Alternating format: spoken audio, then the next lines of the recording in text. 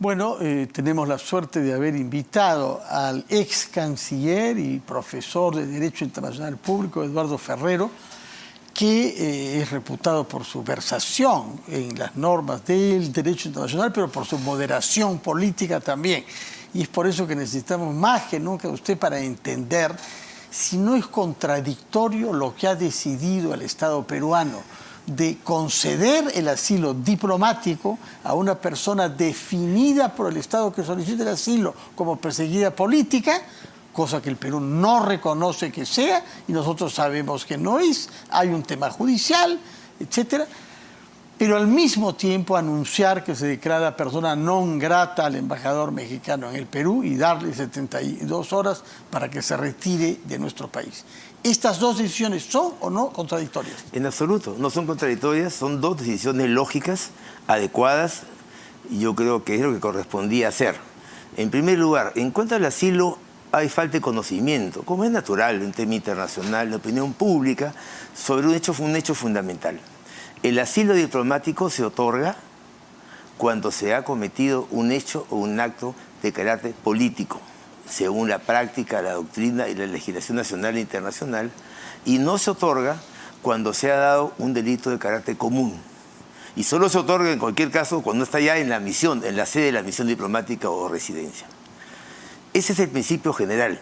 Según la ley peruana, la Constitución del Perú y la Convención de Caracas de 1954, esto es así. ¿Qué dice la Constitución? ¿Qué dice la Constitución? Que el Perú reconoce el derecho de asilo, artículo 36. Muy breve y muy concreto. Pero además dice otra cosa, tanto la Convención de Caracas como la ley peruana, hay una ley de asilo del año 2002, y la Constitución que dice, corresponde al Estado asilante, en este caso México, es decir, aquel al que se solicita el asilo. Así es, al que se le pide el asilo, a él le corresponde calificar el hecho como político o como un delito o hecho común. México lo ha calificado como delito o hecho político. Y por lo tanto... Perú tiene que aceptar que nos juzguen de esa manera. Esa es la legislación nacional e internacional aplicable al caso del asilo diplomático en el Perú. También es cierto, no hay que olvidar, que México ha calificado mal el hecho, porque México en realidad no ha tenido en cuenta lo que también dicen estas normas legales que acabo de mencionar. El asilo procede cuando hay una persecución y está en un caso de urgencia, que está en peligro la seguridad, la vida, la libertad personal de una persona. Nada de lo cual esto no ha sido así. Esto no ha sido así en absoluto. Sí. Pero lamentablemente... Creíamos que la señora estaba en Chota, gozando de la paz de la vida rural. Hoy día puede salir de embajada a pasear por la ciudad de Lima y solo tiene por una investigación preliminar dentro de un grupo de personas, por una supuesta organización criminal, porque todavía no ha sido definida por el juez, ¿no? Contiene algunos tipos de impedimentos establecidos por la legislación nacional, por la autoridad judicial y fiscal nacional, pero no es pues una perseguida política en absoluto. Pero ¿qué pasa? Quien decide eso, según el derecho internacional, si es político o no, es el Estado asilante. Así lo hemos aceptado. Según su tesis, era inapelable su interpretación. Siempre hay una lectura. Estoy seguro que mañana vamos a tener varios colegas suyos que dirán que hay colegas que van a decir que hay que entenderlos. ¿Cómo es posible que esta señora que no cometió ningún delito o acto político, que puede estar perseguida por un delito común, ahora haga uso del asilo? Hay que quitar a México, que ha calificado mal el hecho. Una vez más, el gobierno mexicano actúa de manera contraria a los conceptos básicos del derecho internacional. Y su propia tradición de no darle asilo a personas que puedan buscar verdaderamente distorsionar esta institución para proteger a una persona y garantizar la impunidad. Efectivamente. Porque la verdad, ahora, ¿crees que se va a poder continuar investigándola? Es muy iluso, ¿no? Bueno, es parte de un grupo, ¿no? Parte de una organización criminal, pero dificulta en lo que corresponde efectivamente que continúe este proceso de investigación. Pero siguiendo con el razonamiento, usted me ha preguntado por lo que ha hecho la Cancillería hoy día.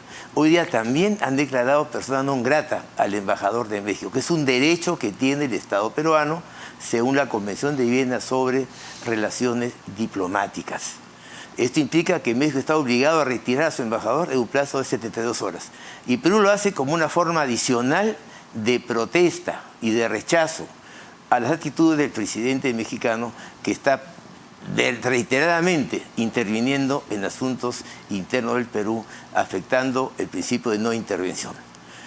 Adicionalmente, ¿cuál es la otra pregunta que se hace?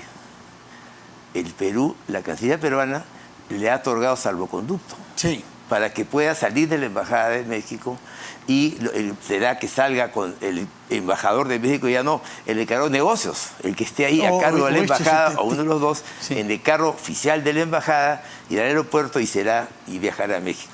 Ese es el procedimiento. Ahora, ¿era obligatorio que el Perú diera el salvoconducto? Esa es la otra pregunta. ¿Tan rápidamente? Yo creo que está muy mal lo que ha hecho tan rápidamente otorgar el asilo. Pero la Convención de Caracas señala que una vez otorgado el asilo, a requerimiento del país asilante, se debe otorgar el salvoconducto de inmediato. El Perú está cumpliendo con una obligación internacional, aunque no nos guste, lamentablemente. Esa es la realidad del derecho. En este caso, hay que aplicarlo. Y no vas a ser violadores del derecho porque México lo viola al haber intervenido en asuntos internos del país. Esa es la realidad jurídica. La práctica, la teoría, la doctrina es diferente en cuanto al asilo, pero México no la ha tomado en cuenta. Por eso se justifica plenamente que se ha declarado al embajador mexicano persona non grata. Ya se declaró antes, se han enviado notas de protesta. Ya se han llamado en consulta a los embajadores de los 4 países que firmaron ese comunicado. Colombia, Bolivia, Argentina y México. Ahora ya en el caso de México, que es donde más se producen injerencias, también en el caso de Colombia está dando mucho. Es otro tema también para conversar, en otra oportunidad, por supuesto, ¿no? Entonces, en esa situación, yo creo que está... bueno, entonces, además de todo lo que se ha hecho, ahora será declarado persona non grata. Sí. Con lo cual se siguen complicando las relaciones diplomáticas entre los dos países. ¿Qué pasará en el futuro? Yo espero y invoco al presidente de México que siga desconociendo la realidad. ¿Cómo puede sostener lo que está diciendo? ¿Cómo puede negar la legitimidad de la vicepresidenta de la República, que hoy es presidenta, siguiendo expresamente la sucesión constitucional que establece nuestra Constitución? No puede ser que siga negando esto. Hay 2 casos interesantes del Perú que vale la pena mencionar sobre estos temas. ¿Sí? Primero, el caso de Aya de la Torre. Bueno, eso hace 70 años, ¿no? Pero ese caso es más importante, porque sin el caso duda, de la Torre duda, sí. se le negó... En la embajada de Colombia. Se le negó, así es. Y el Perú no reconoció el asilo, hubo un juicio en la Corte de La Haya. Sí. Lo ganó Colombia, en que declaró que correspondía a Colombia definir si era o no un delito o acción política. Pero Colombia no dijo nada de salvoconducto. Entonces el Perú no lo dejó todavía salir después de 4 años de juicio. Hubo un segundo juicio que duró 1 año y medio y finalmente las partes se pusieron de acuerdo. Así es, Caracas, como consecuencia ¿no? del caso de la Torre, es que se firma la Convención de Caracas.